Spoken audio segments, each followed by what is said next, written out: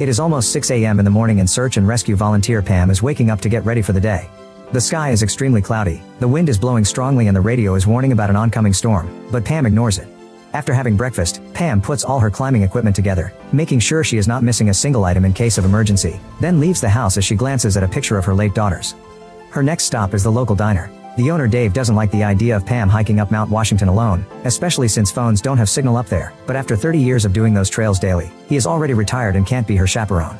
He also reminds Pam of the ominous weather forecast, yet this is still not enough to make her change her mind. Today is a very special day, so she can't cancel this trip. Besides, the mountains make for better therapy. They listen but never talk back. Afterward, Pam drives to the base of the mountain, and it's almost 7 a.m. by the time she gets there. As she parks, she meets two campers that are leaving after spending 2 freezing nights in the area. They haven't seen anyone else up there, which is weird because there is one more car parked nearby. Once she puts all her equipment on and leaves a map of her route on the windshield wipers in case of an emergency, Pam begins making her way up the trail. First she has to cross a forest and a river, and she keeps her mind active by quoting Edward Abbey's Desert Solitaire. When she finally reaches the path that goes up, she takes off her sweater to be more comfortable, not minding the cold at all. All the stones on the ground make hiking more difficult than it looks, and Pam ends up tripping when one of her hiking staffs breaks. Thankfully, she does not get hurt, so she takes a break to have a drink, fixes the staff with some tape, and notices the dark clouds taking over the sky before she keeps going. After crossing another river, Pam reaches the snowy areas of the mountain by almost 10 a.m. and puts back her jacket before she freezes. The storm is coming closer and the wind is already blowing snow in her face, but Pam keeps her enthusiasm up by taking the occasional breaks. Hot cocoa helps her keep warm, and putting special chains around her shoes will make it easier to climb. By 10:30, the cold is so bad that Pam has put on her whole gear, and whenever she takes a break, she must sit behind rocks not to be blown away.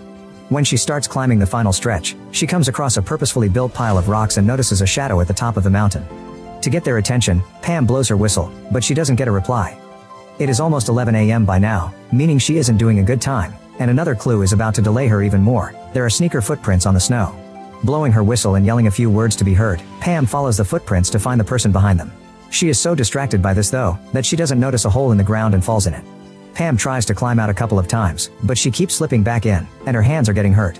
Blowing her whistle does nothing, and she begins considering giving up, but as she closes her eyes, her mind is flooded with memories of her daughters. Seeing this as a sign, Pam decides to try again, and this time, she manages to get out. Water is in order to celebrate the effort, but sadly her bottle is empty. After covering the hole with a bunch of branches, she climbs up the last part of the trail and makes it to the mountaintop by 1 p.m. There, she finds a man sitting in the snow freezing to death because he isn't wearing the proper gear. Pam tries to talk to him, explaining she works with the rescue team, but there's no reaction from the man, thus she decides to call him John. Getting him warm is the most important thing, so Pam takes off his clothes to rub his limbs and dresses him up with some of her own extra garments. She also covers him with a body bag until he regains consciousness, promising to get him out of here. By 1:38, the pair has started to make their way down the mountain. John can barely walk, and Pam must pick him up every time he trips. Once he's regained more clarity of mind, John begins saying he can't go back and tries to return to the mountaintop, so Pam must make an extra effort to pull him along. By almost 3 p.m., they are about to reach the edge of a cliff, so John uses the little energy he has to run and do what he has in mind. Fortunately, the snow cushions his fall, but he does hurt his leg when it hits a rock. Pam still refuses to leave him behind and helps him get out of the snow, causing John to scream as soon as she touches his leg.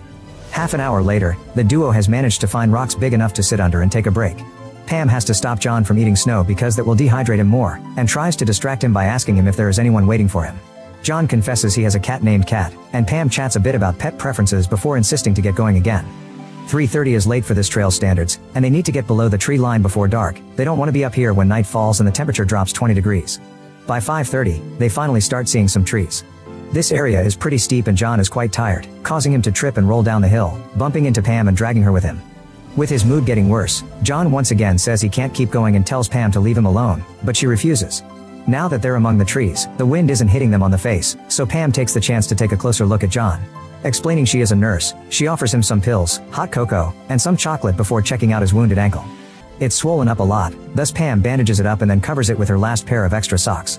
Seeing Pam's jacket clearly now, John finally understands she is part of the rescue team, but he is disappointed to hear that the lack of signal here means there won't be a helicopter or backup coming. Thinking they aren't going to make it, John starts crying, but Pam promises him once again that she will take him home. Walking through the forest doesn't turn out to be as easy as it should because of John's ankle, and Pam has to keep him from falling asleep. By the time they reach the river, John can barely walk, so he has to cross the water by crawling on a fallen tree. Unfortunately, both John and the tree are wet and slippery, causing John to fall into the river and be dragged away by the water current. Pam follows the path next to the river, making it to the mouth by 6:10, meaning it's already pretty dark. Thinking she has failed, Pam begins crying, but then a noise alerts her of something in the water. It's John, who is barely unconscious and holding onto a rock. Pam doesn't hesitate to get into the pond to drag John out and hug him tightly, as both admit that it had been pretty scary. By 7:13, the duo can see the road in the distance, and Pam encourages John to sing in order to forget the pain as she helps him to walk. She actually likes the song he chooses because it reminds her of her daughters. By 10:44, after John has put on the bag to stay warm, the pair is crossing the forest when Pam sees a car driving down the road. She runs after it to try to stop it and ask for help, but sadly, she isn't fast enough. John freaks out, thinking he's been abandoned, so when Pam finds him again, she needs to convince him once more that they have to keep moving. It is almost 11:30 when they finally reach the cars. Pam leaves John resting against the trunk while she starts the engine and turns on the heater, but instead of waiting, John runs to his own car and drives away. There's nothing she can do to stop him, so Pam returns home and quickly takes care of her body. After a stop at the toilet, she takes off her wet clothes and raids her fridge, which ends up with her taking a nap right there on the kitchen floor.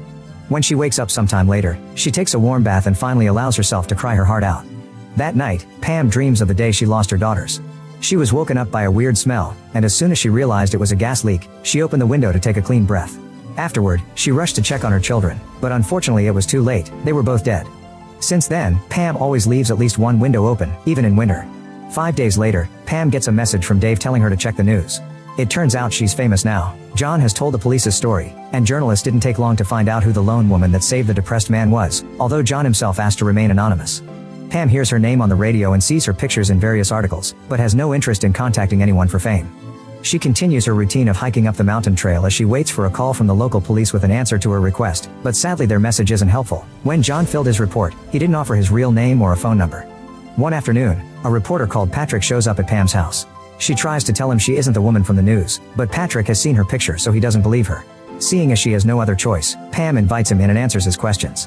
She hasn't heard a single word from John, and she doesn't think it matters why he had been on top of the mountain in November with few layers of clothes. Patrick wants to find John, thinking he may have something to tell Pam, but she thinks if John would have wanted to tell her something, he would already have. A few days later, Pam goes to Dave's diner and finds John waiting for her. He gives her back her clothes, asks her to keep calling John, and comments his ankle is healing well.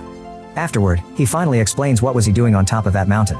A year ago, John lost his girlfriend, and he started to have trouble picturing her face even if he can describe it. He also began wondering what dying means and where the dead go.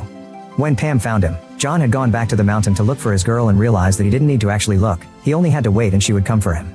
Instead of hearing her though, John heard Pam, and he's very grateful for that.